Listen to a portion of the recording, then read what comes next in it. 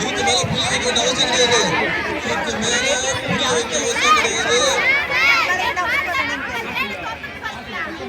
பாதுகாப்பு வந்துட்டோமா? பாதுகாப்பு ஒரு செட் லிமிட்.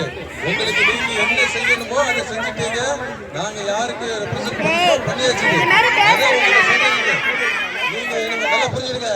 பேரண்ட்ஸ் ஸ்டூடெண்ட்ஸ் ஓடி சொல்ல மரியாதை கிடையாது. நம்ம நீங்க வந்து தேவையில்லாம பசங்களை கொடுத்துட்டு இருக்காங்க. நாங்க சொல்லியதுக்கு டிபெண்ட் பண்ண போறோம். அதுக்கு ஒத்துழைக்க அவ்வளவுதான்.